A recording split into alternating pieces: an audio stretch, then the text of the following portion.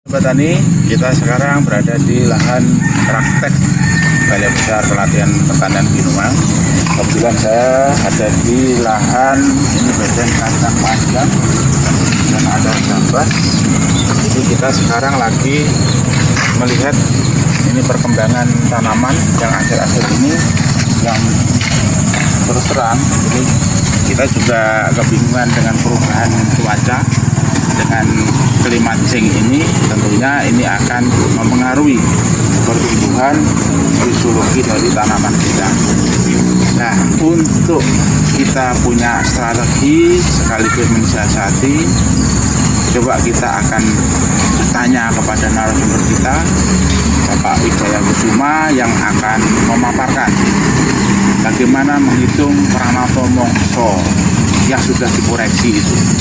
Karena terus terang Pranoto Mongso dengan perubahan iklim ini sudah mengalami perubahan dan memang secara siklus dia hanya berlaku 120 tahun dan itu diawali tahun terakhir 1997 sehingga sudah tentunya perubahan iklim itu sekarang kita sangat rasakan. Seperti hanya ini tentunya ini akan banyak kendala dalam pertanaman kita dan sobat tani juga, bagaimana dengan dampak perubahan iklim itu terjadi serangan UPT, kemudian pola pemupukan kita sekaligus pola untuk irigasi kita. Tentunya dengan curah hujan yang tinggi kita harus membuat semacam drainase. Kalau mungkin sebelumnya musim-musim seperti ini tidak perlu. Ya, sekarang Sobat Tani, ayo kita ikuti apa kata Pak Wijaya Kusuma. Yuk. Mengenal Pranoto Mongso atau cara menghitung Pranoto Mongso.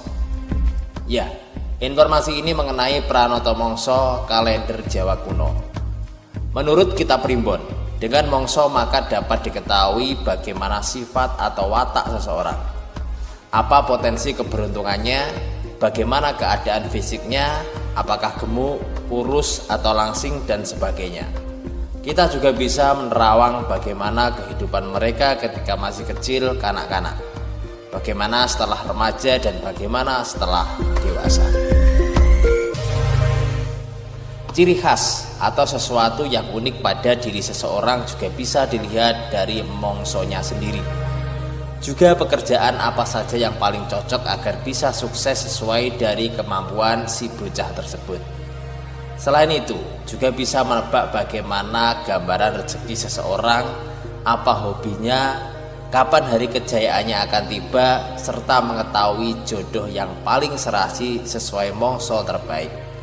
Mongso ini dalam zaman sekarang bisa disamaartikan dengan zodiak. Mongso atau mangsa atau zodiak yaitu didapatkan dari tanggal tertentu sampai tanggal tertentu. Mongso seseorang bisa dilihat dari tanggal kelahirannya.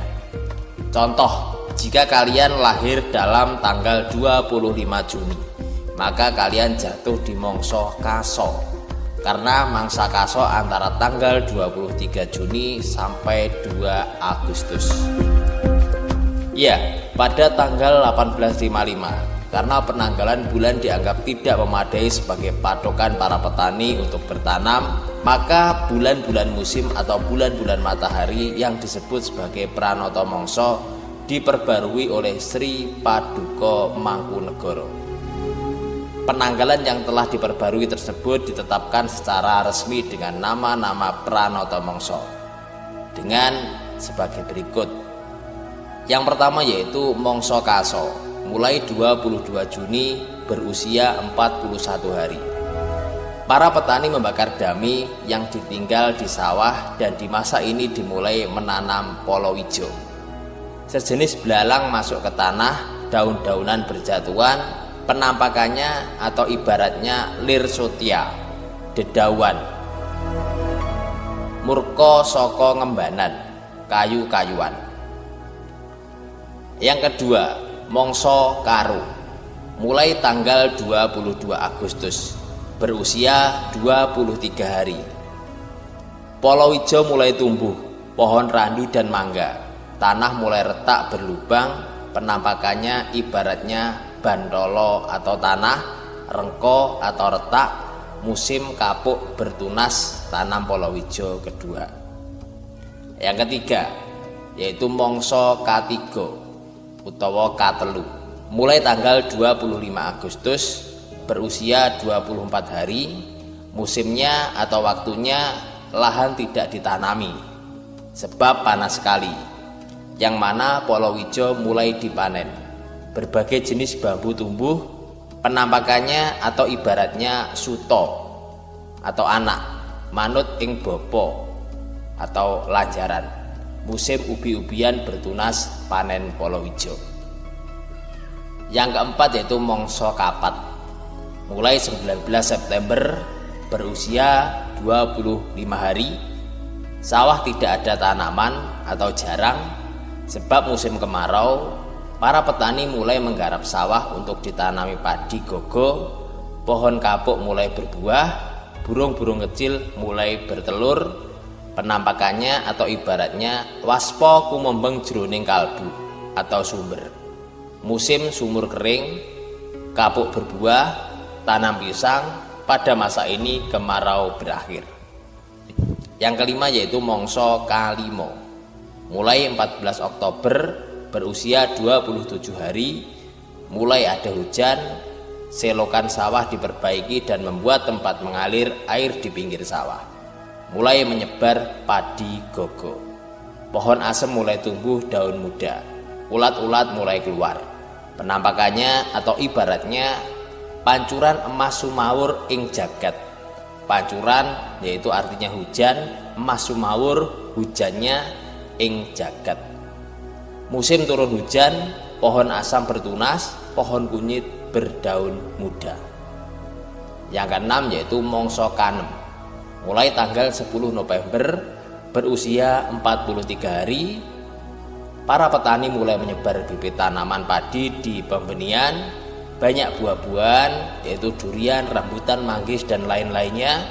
Burung belibis mulai kelihatan di tempat-tempat berair. Penampakannya atau ibaratnya yaitu rasa mulya kesucian, yang artinya sedang banyak-banyaknya buah-buahan. Musim buah-buahan mulai tua, mulai menggarap sawah. Yang ketujuh yaitu mangsa kapitu, mulai tanggal 23 Desember, usianya 43 hari. Benih padi mulai ditanam di sawah. Banyak hujan, banyak sungai yang banjir. Penampakannya atau ibaratnya wisa kentar ing maratua, atau bisa larut dengan angin. Itu masanya banyak penyakit. Musim banjir, badai longsor mulai tandur. Yang kedelapan yaitu mangsa kawolu. Mangsa ini mulai 4 Februari. Usianya 26 hari atau 4 tahun sekali 27 hari. Padi mulai hijau, urit mulai banyak. Penampakannya atau ibaratnya anjrah jroning kayun atau merata dalam keinginan. Musimnya kucing kawin. Musim padi beristirahat, banyak ulat, banyak penyakit. Yang kesembilan yaitu mangsa kasongo, mulai 1 Maret. Usianya 25 hari. Padi mulai berkembang dan sebagian sudah berbuah. Jangkrik mulai muncul, kucing mulai kawin, cenggeret mulai bersuara. Penampakannya atau ibaratnya wedaring wacana mulya atau binatang tanah dan pohon mulai bersuara. Musim padi berbunga. Turais atau sebangsa serangga ramai berbunyi. Yang ke-10 yaitu mangsa K10, mulai 26 Maret. Usianya 24 hari. Padi mulai menguning, mulai panen. Banyak hewan hamil, burung-burung kecil mulai menetas telurnya. Penampakannya atau ibaratnya gedong nginep jroning kalbu, yaitu masa hewan sedang hamil. Musim padi berisi tapi masih hijau. Burung-burung membuat sarang, tanam palawija di lahan kering. Yang ke-11 yaitu mangsa dista, mulai tanggal 19 April, berusia 23 hari. Penampakannya atau ibaratnya sotya, anak burung. Sinara wedi disiapi makanan. yaitu Sotyo Sinorawedi. Anak burung disuapi makanan. Masih ada waktu untuk Polowijo, burung-burung menyuapi anaknya. Yang ke-12 yaitu Mongso Sodo, mulai dari 12 Mei, berusia 41 hari. Para petani biasanya mulai menjemur padi dan memasukkan ke lumbung. Di sawah hanya tersisa dami.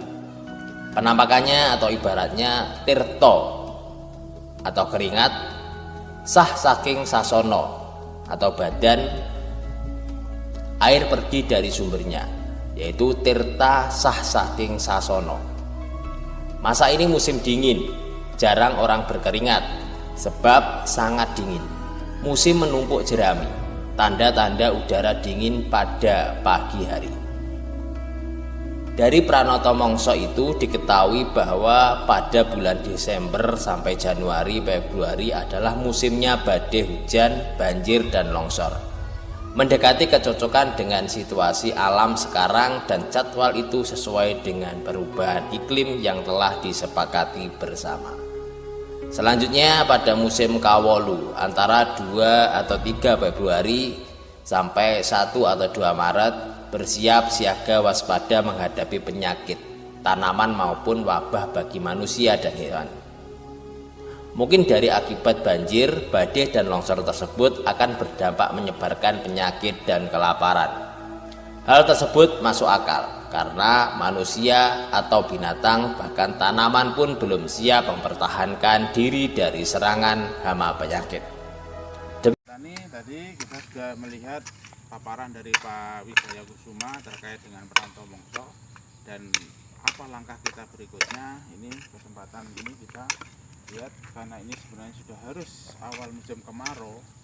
Nah, tapi kita sudah terlanjur nanam jagung. Jadi strategi kita ya kita harus membuat ini parit-parit ataupun bedengan yang lebih tinggi dan juga drainase tentunya untuk mengurangi genangan air. Karena ini terus terang dengan perubahan cuaca ini akan banyak mempengaruhi fisiologi dari tanaman kita. Nah, dengan kelebihan curah hujan ini kita harus membuat parit ataupun drainase untuk segera membuang air tadi. Nah, oke, saya kira itu yang bisa kami sampaikan di dalam video bagaimana kita mengantisipasi perubahan iklim ini. Dan Sobat Tani jangan khawatir, terus konsultasi dengan Balai Besar Pelatihan Pertanian Binuang. Oke, selamat mencoba. Assalamualaikum warahmatullahi wabarakatuh.